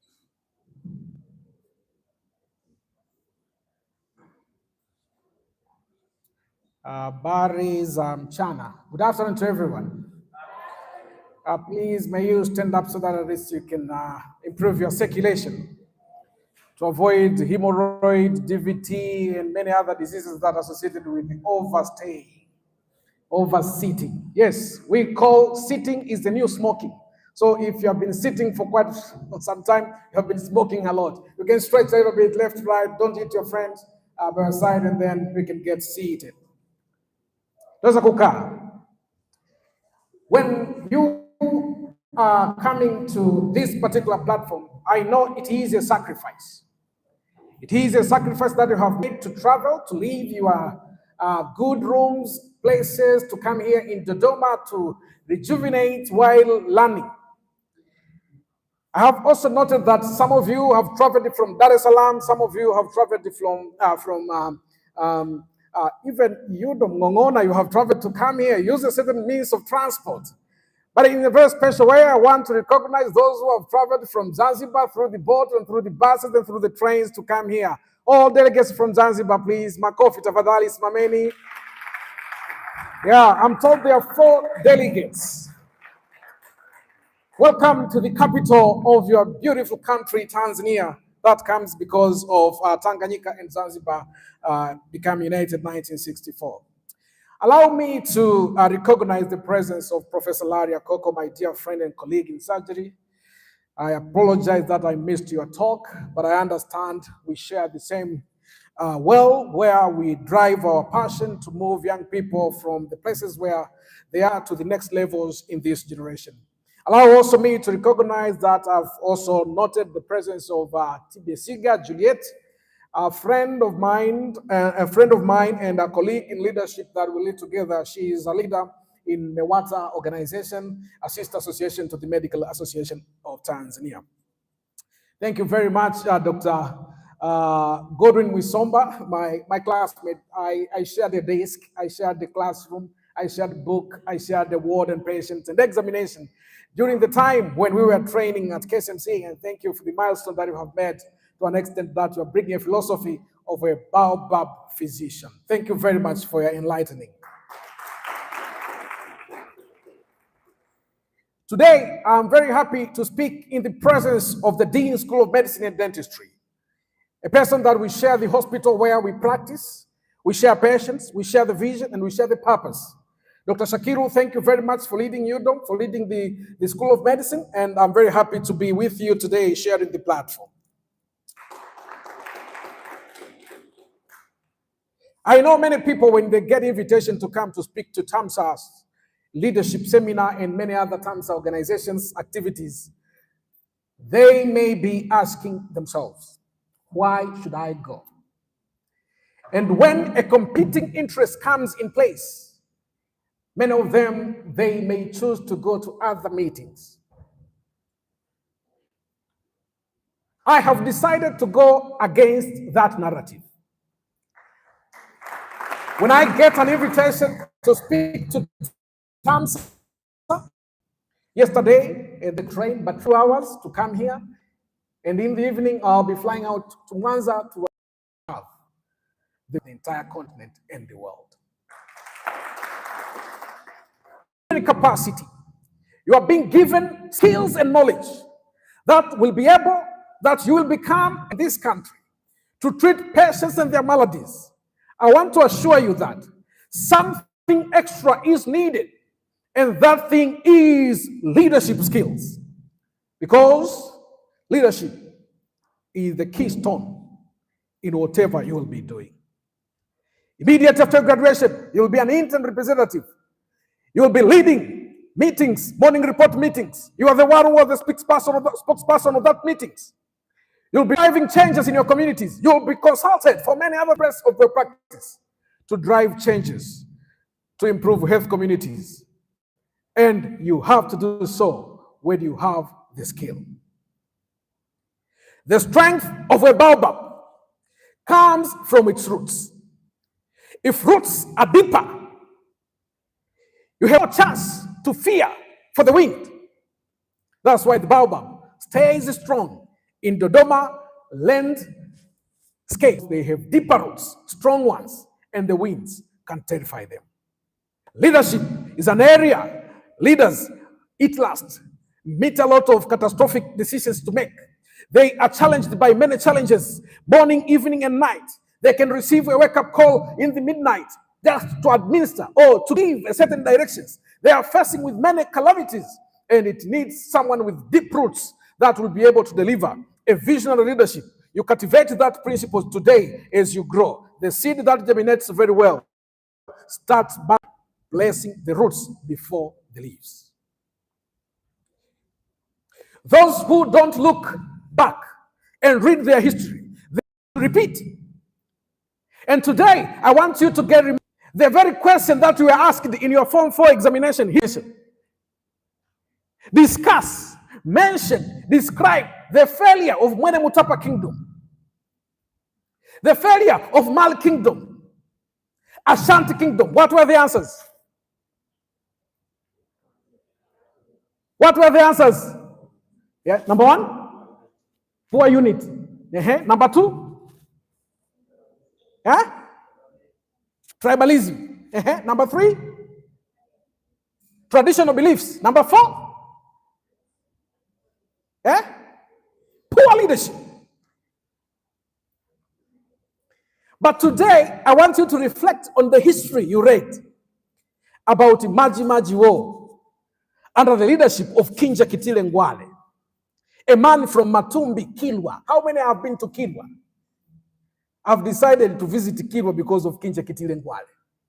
This is the greatest man who is remembered as a nationalist, the one who put the first stance of independence struggle in Tanzania, by then in Tanganyika. Matumbi is in Kilwa, but Maji Maji War is known to be fought in Songea. Maji Maji Monument is in Songea, non-Bokera. That God appeared in spirit. The spirit was called Hongo. And that Hongo appeared in the form of a snake. And it spoke with clarity that you, Kinjekitile, kindly lead our people, unite them to fight against German invasion. In that particular year, 1993, 1994, German has gone to Kilwa and many other places to force them to cultivate cotton. And they were not happy with that particular invasion. They decided to purpose a resistance that is called Maji Maji Rebellion. But to me, it's not Maji Maji Rebellion. It is Maji Maji sense of understanding, recognition, and the sense of patriotism that they had for this beloved nation. One day, Kinjekitile came and organized people all the way from Matumbi society until to the Ngoni society in Songea. An army of more than 500 men who were to fight with the spirit of Maji Maji, using Maji as the weapon to destroy Germans' missiles. Wajerumani walikuja na magobore na sisasi na vifaa vya kivita. Kinjekitile came with the philosophy of Maji Maji that will protect you. I went to examine what was that Maji Maji. The chemical composition of Maji Maji was simply a concoction of water, millet, and castor oil. That when you drink this and you use this, you will be able to fight the Germans. The war started in July 5, 1905. The war ended in 1907. You know the story. You have been asked these years. But there is something that I want you to understand. Kinjekitile Ngwale was captured, arrested after the war. But the war survived. Kinjekitile Ngwale was the leader. And I want to tell you today, we need to embrace Kinjekitile Ngwale leadership skills. Visionary leaders in medicine. In August 4, 1905, Kinjekitile Ngwale was hanged because of treason. Alipewa kesi ya uhaini na akanyongwa. His brother took over, and the battle lasted for what? These men took the millet stock, they wore it in their heads, and they walked with spears to fight Germans. To date, the numbers, 300 men, 300,000 men died. 200 are said to be the people of Tanganyika, and the other number is mentioned for the Germans and the other allied. Kinjekitile Ngwale and the Maji Maji War was the beginning of rebellion that has gone throughout the continent. It started the Mau Mau War, it started the Mfekane War, and the other war, including the Chimulenga War in Zimbabwe. Maji Maji War brought a sense of resistance to avoid invasion from human emancipation. Maji Maji War stopped the Germans to force and distract their sovereign. state by then in Kilwa. Today, we have great problems in healthcare that look similar in philosophy, looks similar in the way they are crafted, looks similar with the way they are, the way they are looking, the way they are presented. And we are called as leaders today to cultivate the spirit, to cultivate the visionary leadership spirit in our hearts so that we can bring solutions. By that moment, German failed. You know how German failed? German failed not because people died out of bullets. The German captain decided to advise the chancellor that allow us to destroy their food. Vihenge vya mahindi wakavichoma moto, vya ulezi wakavichoma moto, and the Majimaji war ended not because Tanzanian and Tanganyikans by then failed. It is because of the hunger that was brought, not by the skills of the battle. Not by the skills of the battle. After Majimaji war, we see many Africans moving here and there in 1960s with only one diploma and one degree, started the movement we call Pan-Africanism movement that brought independence of Ghana in 1958. The Kwame Nkrumah Osagyefo leading Gold Coast by then, Julius Nyerere leading Tanganyika by then, Nnamdi Azikiwe from Nigeria, and many other leaders across the continent. They started a movement called Pan-Africanism. The independence of Africa can't be discussed without mentioning these names.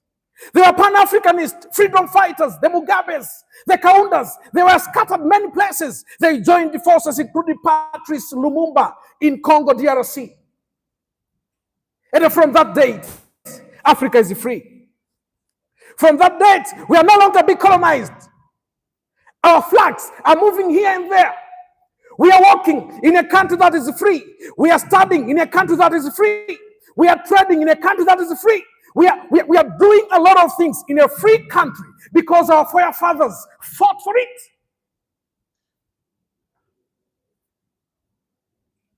To them, problem was colonialism. To them, problem was not having the sovereignty that enables them to do their things. In Tanzania by then, there were some doctors practicing, many of them being from British. There are British doctors from Britain. They came and they were practicing medicine here. Some came from the Indian territory. And there were British Medical Association in 1960s, and there were Indian in Tanganyika Medical Association here. 1965, when after independence, we formed the Medical Association to champion, to lead, to make sure that healthcare is free for all. That's why Julius Nyerere in 1961 said, our country has got three enemies. One of them is maladies and diseases. That we are gaining this freedom from the British. And we want our people to be healthy.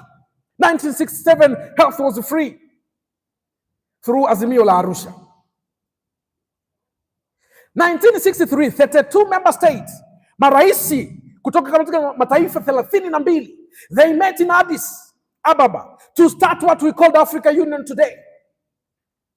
If you read the speeches, I have read all 32 speeches. If you read the speeches, Kwame Nkrumah said, if we live here without unity, we are doomed. He also said, Ghana is not free until the entire continent is what? Is free. Nyerere said, let us start with the union from different small groups, and one day we shall have Africa Union. But I'm moved by His Excellency Ben Bella from Algeria, who said, we talk about war, we talk about African independence struggles. Where are we talking about blood bank? Because our people will go and fight. They will lose blood. Where are we going to have blood banks that will transfuse these people? He was bringing a concept of healthcare in the inauguration process. That day, Africa Union was born. It was realized very well during Salim Ahmed's leadership in 2001 when they crafted an accord that started Africa Union we have today. By then it was called Organization of African Union, which is OAU. It is Ahmed Salim, the son of Zanzibar, who was the leader. Through the transformation process, we are now having Africa Union. At the level of Africa Union, we have noted that healthcare is a cross-border issue. We have noted that problems that are affecting our colleagues in the north, the Egypt, the Libyans, the Algerians, the Greece, the Mauritanians, are the same problems that we are facing in the south, the South Africa, the Botswana, the Zimbabwe, the Tanzania, and the Rwanda, and the Burundi, and Kenya. Also, it is the same problem that our colleagues in West of Africa, they are facing. Therefore, they came with the slogan that we need to have the African we want. And they enacted an agenda called Agenda 2063 with the 7 aspirations. One of it, prosperous and health continent. 2015, they started African CDC, an organization that will be a flagship to safeguard health of the continent. Through Ebola, Africa CDC was born. Today, I'm speaking to you. Tanzania is still having higher neonatal death. As I'm speaking to you today, children are suffering from CKD diseases, including chronic kidney failures. As I'm speaking today, some people are dying on our roads because of road traffic accident. As I'm speaking to you today, someone is getting a diagnosis of TB. Yes, we have no zero malaria missions. By 2030, I'm telling you, as I'm speaking to you now, there are several people dying out of malaria. In this same country, there are students who can't afford medical education because of not having funds. Loan board, financing healthcare. There are people who can't afford hospital bills because of not having funds, not having money. They are exposed to catastrophic healthcare expenditures. As I'm talking to you now, if you prescribe medication when you graduate, some people will not be able to buy medication. They'll buy medicine today. If you don't give a will in case of you don't give a will, they will never complete a dose. And that's why we are struggling with antimicrobial resistance. Today, I'm telling you, our people have been cut from HIV medication because of US withdrawal.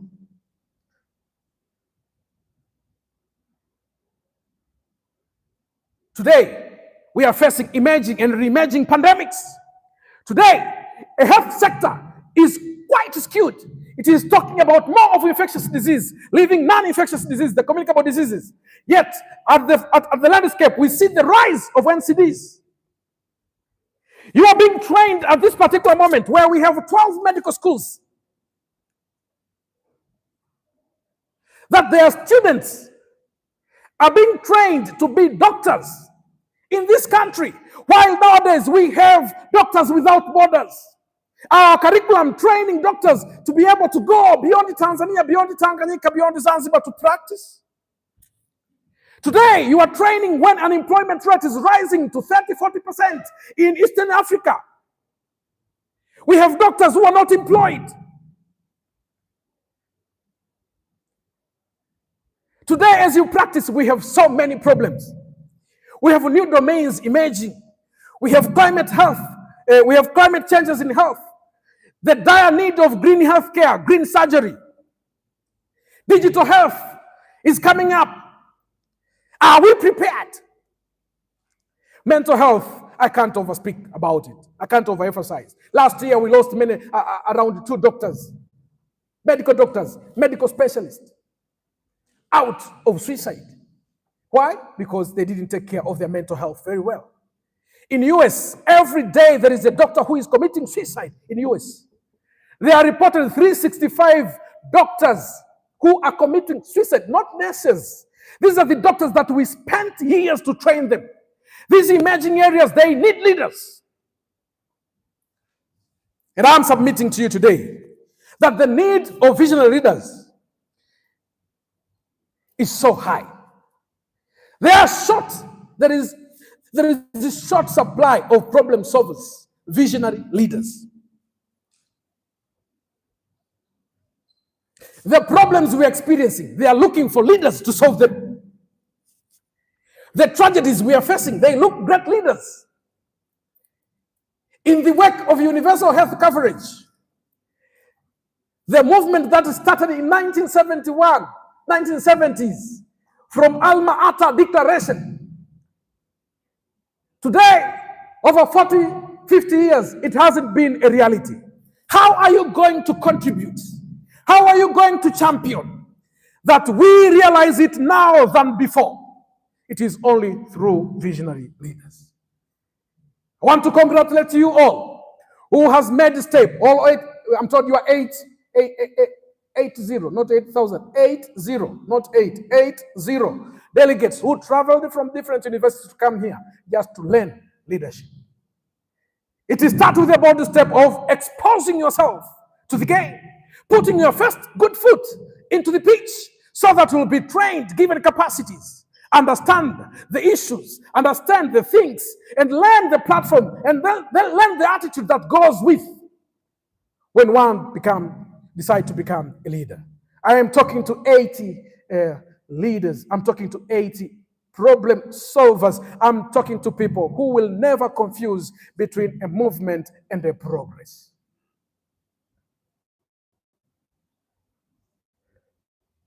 Dear medical students, allow me to tell you, our colleagues have touched about the attributes of a leader, the attributes of a great leader.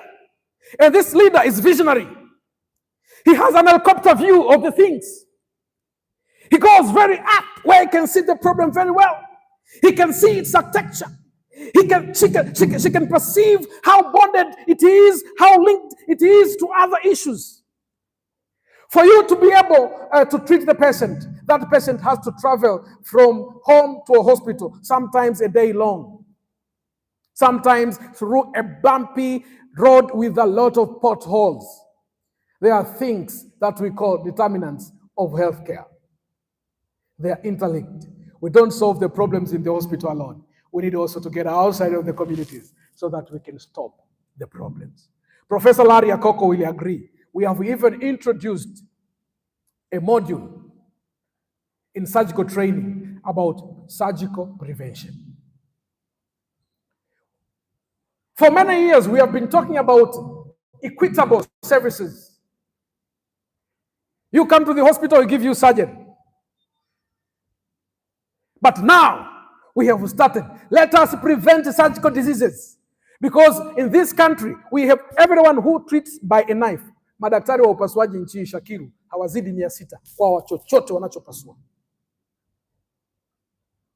The population of 69 million. Sasa hivi nakadiriwa milioni 70. Madaktari wa upasuaji ni daktari mmoja kwa kila watu 100,000. We have emphasized for the past moment,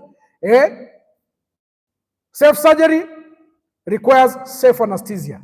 Anesthesia nchini Tanzania, anesthesiologist nchini Tanzania hawajafika 100.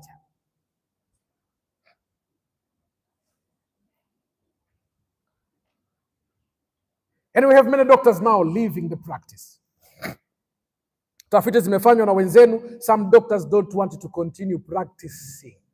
Ukiwauliza wanasema money, hatulipwi vizuri. If your forefathers, babu zako wasingekuwa na uchungu wa kusoma medicine, leo tungekuwa na daktari.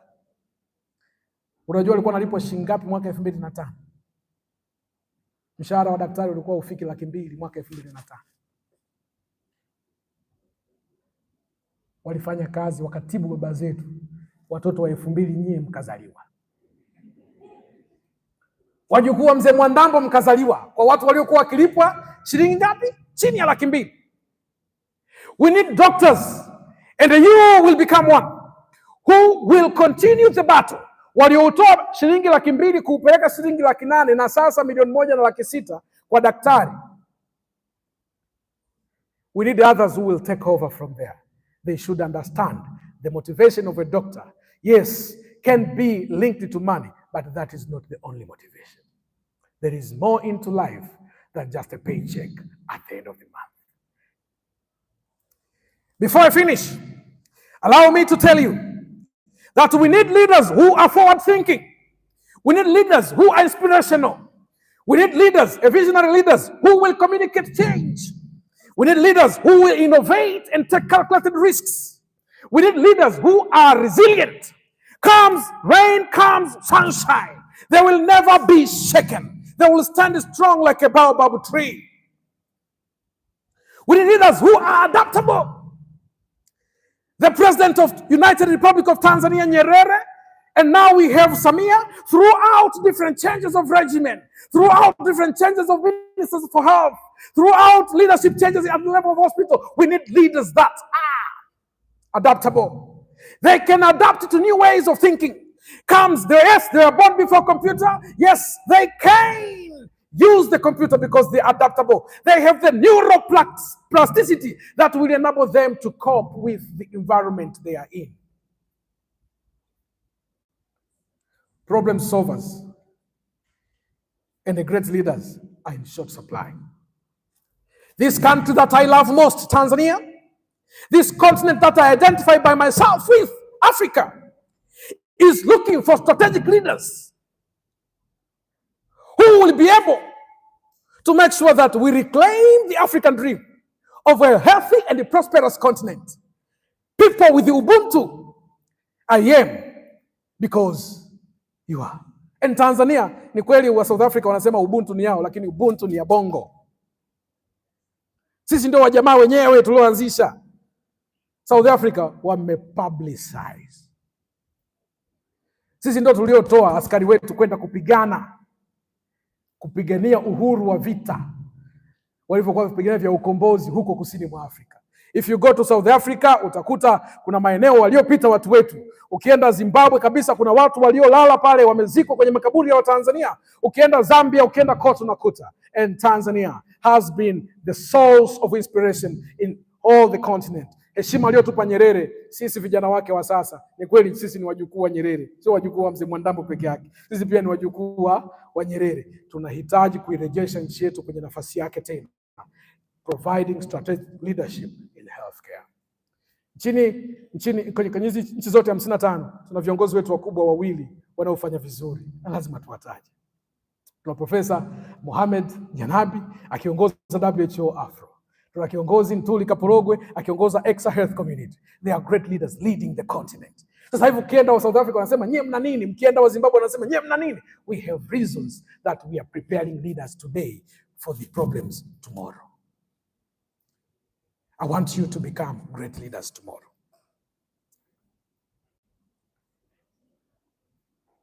The Africa we want, Agenda 2063, Tanzania Development Vision 2050, and many other policies that we have, including the surgical, anesthesia, obstetric, and perioperative care plans. They need to be communicated without problems, without barriers. You need to know them for you to be able to challenge the future. It is through visionary leadership that Dubai was transformed from a fishing country to a center for metropolitan business and a global economic sport. It is possible if we do our job. For us to go forward, we must have a vision. We must have an eye. We must have the sight that is required. Human being, like the Sankofa bird. Unaweza ukaenda ukamgoogle ndege anaitwa Sankofa bird, ambaye sasa hivi tunasema jina lake limesababisha theorem tunaita Sankofa effect. This is the bird that when flying will use one eye to look forward and another one eye to look backward, so that carries all the lessons we learned in the past without regret, and they bring them to the present with transformative approach, and they forge forward with a vision to deliver the promise that our forefathers had thought about it, and we are living today. Today, I want to tell you, without visionary, strategic leaders, our communities are lost. Without great leaders, black ants are confused. The same is for us. Without great leaders in healthcare, in medicine, in many other fields that we are practicing on, we are going to perish. Allow me to submit to you that now We want great leaders, and those leaders comes from this cohort of people. This cohort of you who came to this Tamsa leadership, and many other who have the same feeling, the same understanding, and the same passion wherever they are. We call them to equip themselves. Before we go to bed, we should put our heads on, read certain things that will enlighten us. Before we continue learning.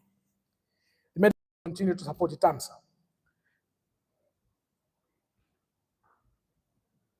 Until we have great leaders we want. And Tamsa doesn't have an office. Tamsa makao makuu, Tamsa the president. They don't have the office. We will be sharing them. Their office will be shared in our office in Dar es Salaam, Lithuli Street, Sokoine Drive, where we have our office.